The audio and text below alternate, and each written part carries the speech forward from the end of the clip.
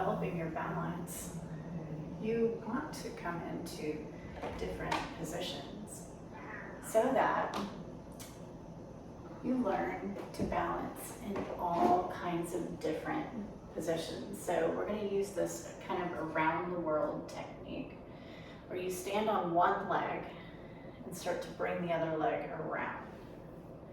And the reason is because you can keep doing this with me. Go ahead and balance on one leg and breathe in and out of your nose.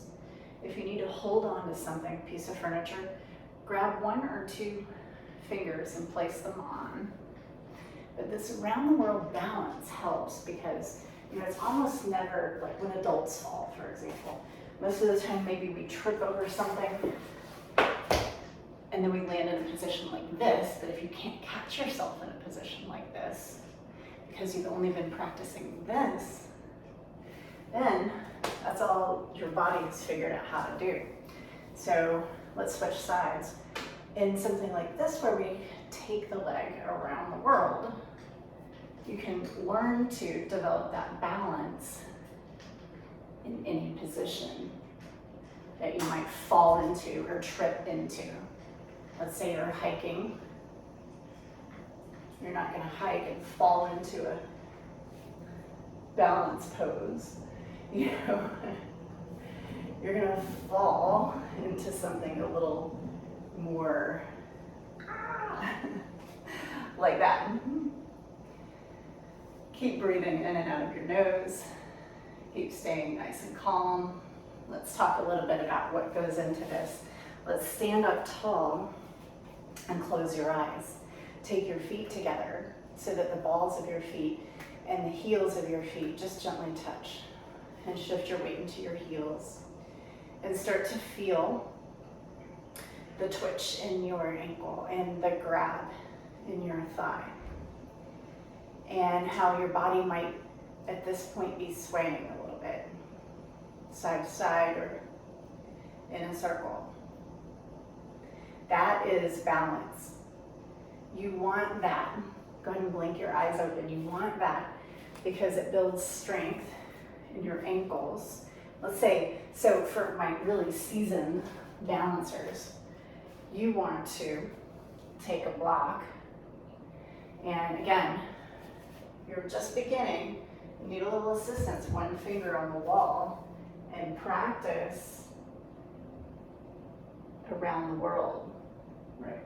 All the way around. It goes slowly so that you get all the muscle fibers involved in your hips, legs, ankles, back, deep abdominals, your core, your transverse abdominis.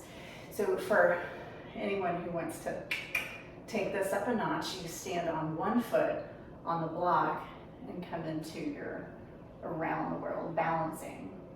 I'm going to give you guys a few minutes to work here. And you're developing, like if you come from here, for example, and start to lift this leg behind you, you're going to feel some things in the hip, glutes, deep hip.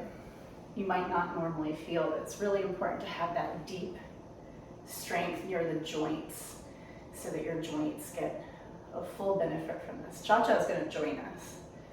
She is very good at balancing.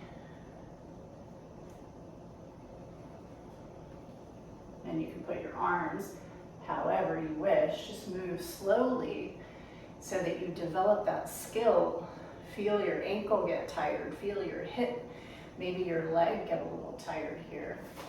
And that's when you know you want the fatigue to happen, but you don't want to fatigue so much that you're falling out.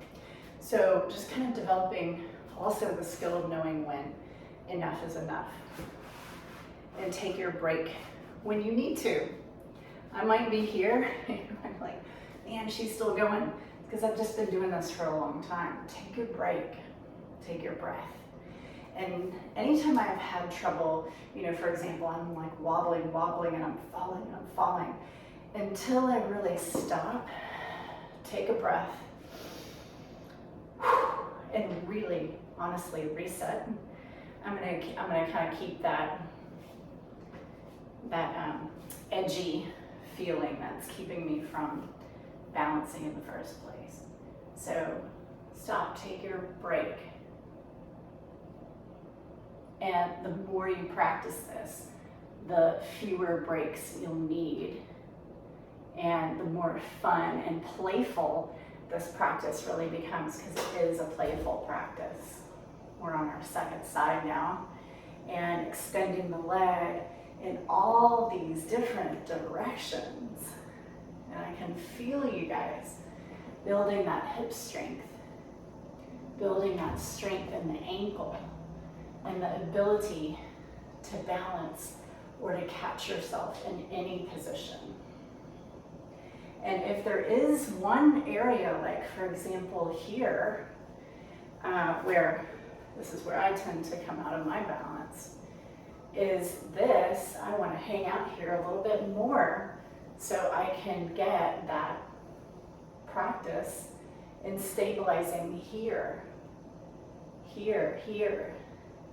So you begin to notice where those little divots are, where there's a little weakness in the divot. Just notice where that is, and maybe be willing to explore why that is.